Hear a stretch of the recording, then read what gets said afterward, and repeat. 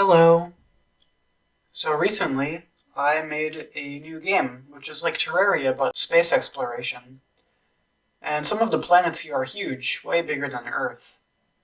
So in this episode, I just decided to mess around with pretty much everything. So for example, I added the inventory system, and I made a bunch of weapons called rings. So this right here is the spy ring. It lets me see a lot farther, and currently it's laggy, but it's pretty cool. Now, all of the different rings have different power-ups. So for example, this is the LSD ring. I was messing around with the shadow coloring, and figured out I could get multiple different colors. And since I have multiple different colors I can use, I also made this bad apple ring. And if you could guess, it plays bad apple.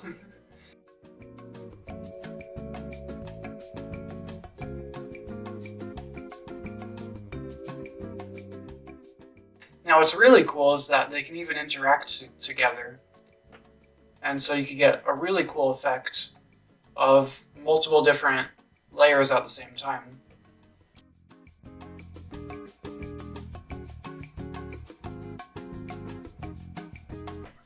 Since the different colored shadows made it transparent, I also decided to add an X-ray weapon.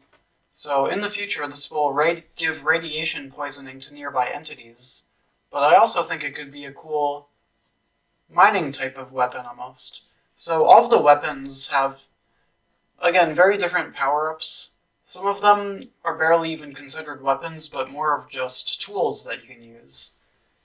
And so I just think this effect looks really cool. So after adding all of these ring weapons, I thought I would add actual weapons or tools.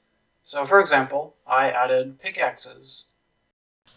Pickaxes and most other tools are made out of materials, like ores. So I have a whole list of materials, each with their own unique stats. So none of them are like the best, because they all have their strengths and weaknesses. Like here, we have tungsten, which has a very high toughness. But it uses the material's ore to dynamically generate a picture of the weapon, using that very material. So here we have cobalt, and it's blue, because cobalt is blue. Here we have tungsten. It's very nice. Here we have butter, and also, since it's dynamically generated, each weapon is unique. So even using the same material, you can get slightly different colored pickaxes. And for those wondering, here is a diamond pickaxe. Very pretty. Lastly for now, here is a ruby pickaxe. All of the materials took me just an hour to make, and there's already about 22 of them, so I'm quite happy. And this means I also made a way to place and break blocks. And doing this was actually really interesting. The chunk system uses a quad tree in order to find where to store and save chunks. So this way, only the changes made to the world are saved. Before I show that real quick, I also added the space ring so I could travel in outer space easier, because previously, space is really big, and so flying between planets needed to be faster. And so this helps with that. And so it's very fun to travel between planets now, because I can explore so much so easily. The way this works is that it just keeps multiplying your speed over time, and so if you just keep letting it speed up more and more, you can actually reach the end of the entire universe in just under a minute. And if you're curious, it goes out this far. It's a pretty big number, and due to number and precision this far out, you actually get stuck at the end of the universe. So, I guess my player can have fun rotting at the end of a cold and dark universe, trillions or quadrillions of blocks out from home. Speaking of rotting, here's the skin maker I made. It's still kind of ugly and broken, but I can now make a skin in my game.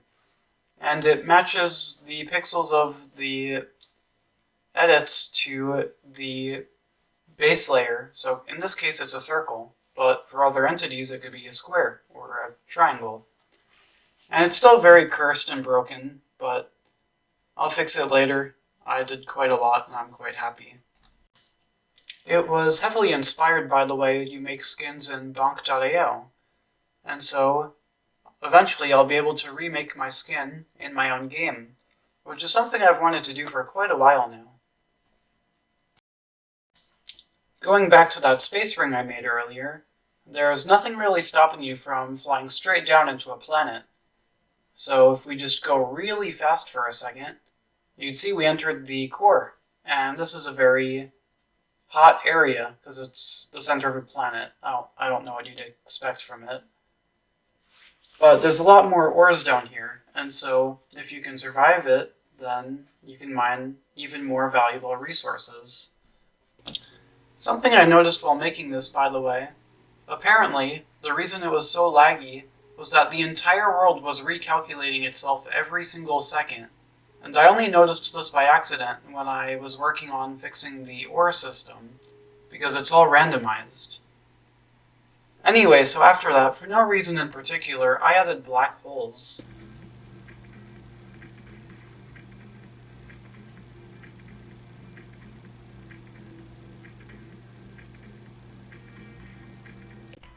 This being a binary black hole system, I'm pretty sure that this planet that we're standing on and the one in the skybox is probably gonna die.